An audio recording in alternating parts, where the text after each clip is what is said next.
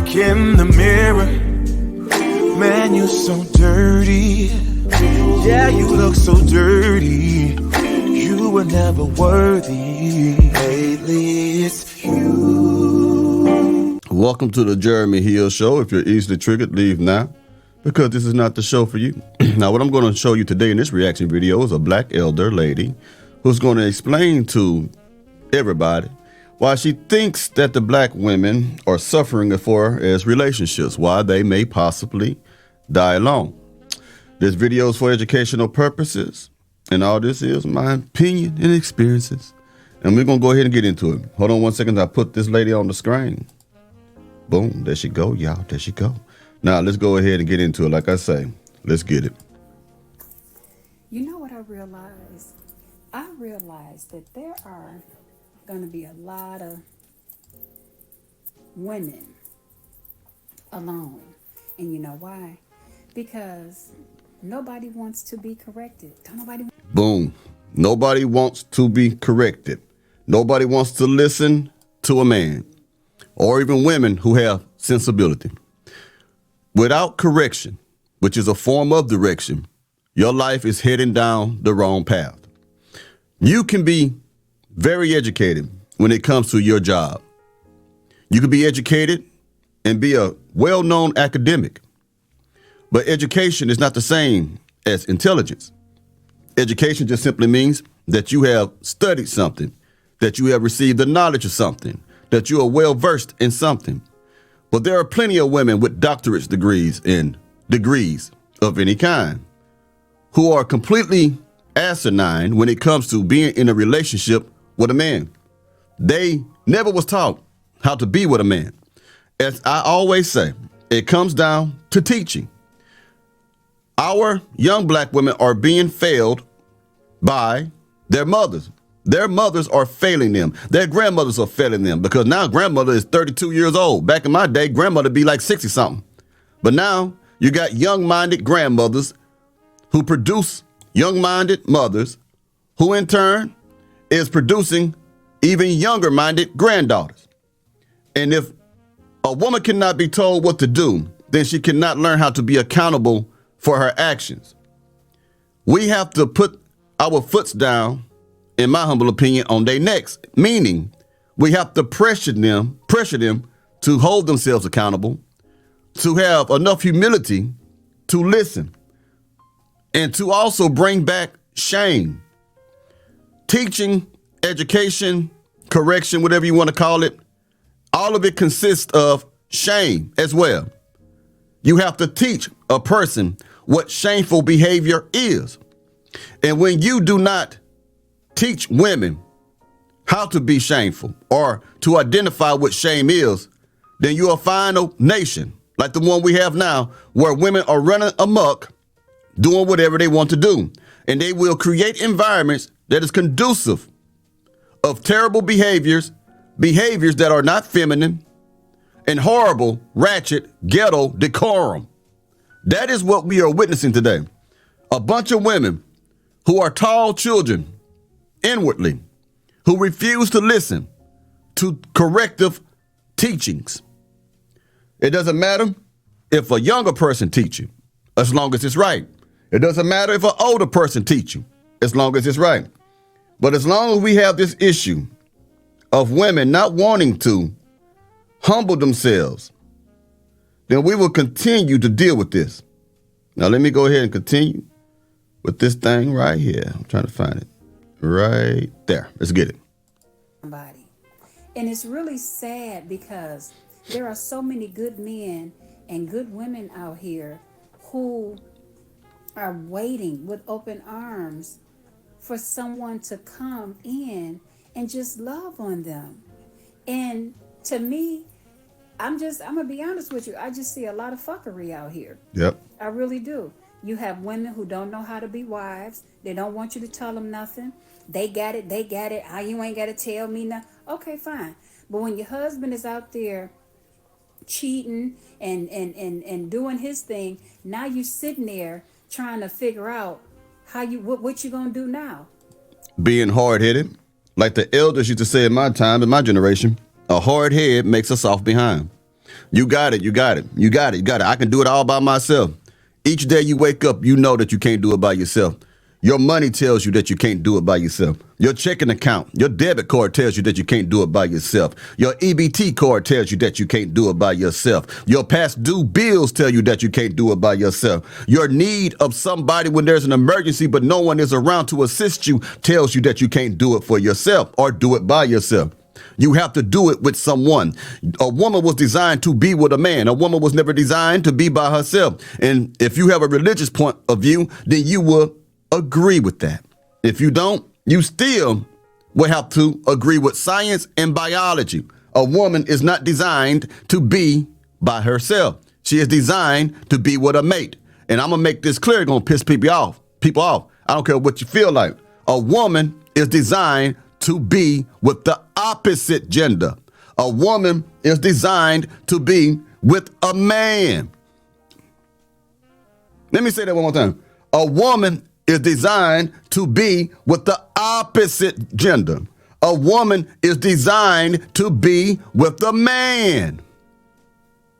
Now, I always have to say this because certain communities are so sensitive. You can't have an opinion about Jack. But I didn't say that to offend the members of the alphabet soup community. Not at all. That's my point of view and that's my belief. So let there be peace among everybody. I don't want to hear no bullet. I'm going to counsel you. Well, counsel your mama, man. Don't come over and counsel me, man. Go counsel your mama. Sometimes maybe you should just listen. Being a wife is not a hard thing to do, especially when you like and love your husband.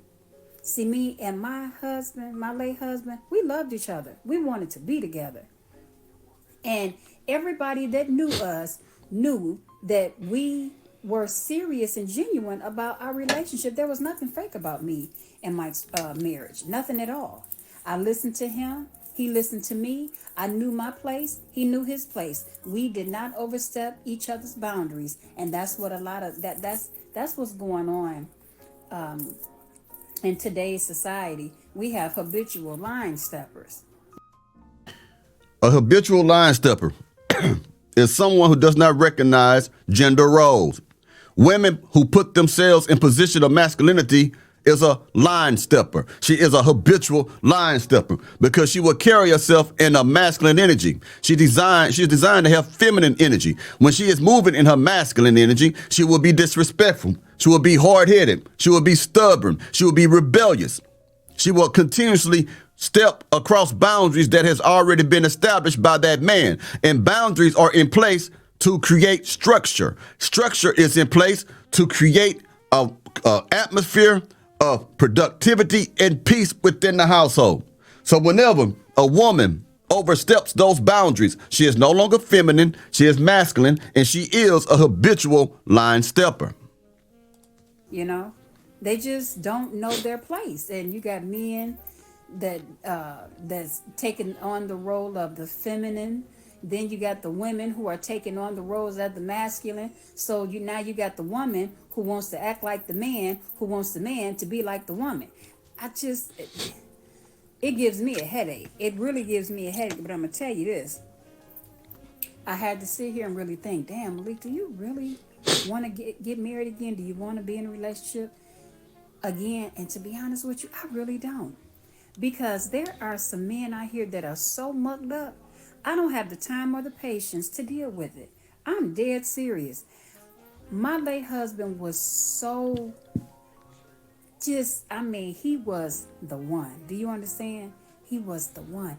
God made him just for me. I know that. Mike didn't have no other wife. He had never been married. He didn't have no other children except the one that we got. So I know God made him just for me. But I'm telling you, when I look at the pickings out here, I'm not impressed. Now, see how she admires her late husband who has passed away. She saw her husband, as a blessing. Today's modern day woman, when they meet men like that, who have no children, who are productive, who wants to be a family man and a good husband, they don't consider that man to be a blessing. They consider that man to be a trick. They consider that man to be lame. They consider that man to be weak. as you can tell, there's a difference between the mentalities of the older generation of women and the women that we have today. Okay. We need older women like her to help to groom the mindsets of the younger women. But unfortunately, the younger women are so lost in pleasures of life, meaning all they want to do is drink Casamigos, puff hookah, experience their wildest sexual fantasies, and just be whatever they want to be and have fun. If it feels good, just do it. To hell with the consequences. When you're moving in pleasure like that, when you're focused on your flesh and your pleasures that you can receive in this world, then you are deaf to wisdom. You are deaf to instruction and discernment. You are deaf to the direction of elders and people who have been here longer than you, who understand youth better than you do. Because an older person can tell you, an older person, myself, an elder, whoever can tell you that we understand more about being younger than you do about being older, because you have not reached that age yet. I will be 47 this weekend. I'm almost half a century years old. And I can say things to people right now that can change their lives only if they choose to listen and act upon the things that I tell them. But we got women right now who don't want to hear a damn thing. I'm not impressed.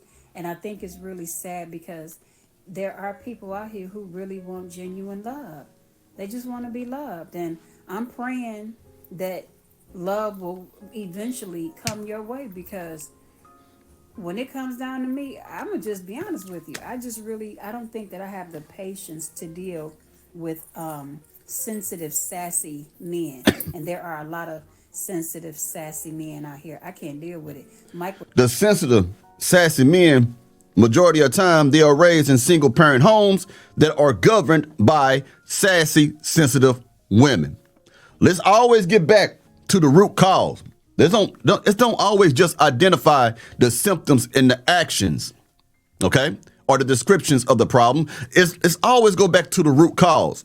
The majority of children, black boys, I think about 60 or 70 to 80% are raised by sensitive, sassy women. So they adopt some of those feminine traits because there's no man present in the household. Now, sometimes it ain't because the men were bad. It's because the mother's attitude and personality ran the man off.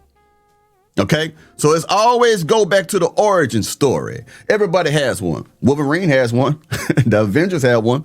The Incredible Hulk has one. Everyone has a starting point, and we got to always evaluate that. Was 100% man. I knew that, period. Everybody around us knew that. There was no question of Mike's manhood. But now, I don't know. Everybody is just so different. And, women are being unalive because dudes are really sensitive. You can't say that is true. That is true. But I got to say it. Women bring a lot of the unaliving on themselves. A lot of these women are choosing the type of men that are doing them harm.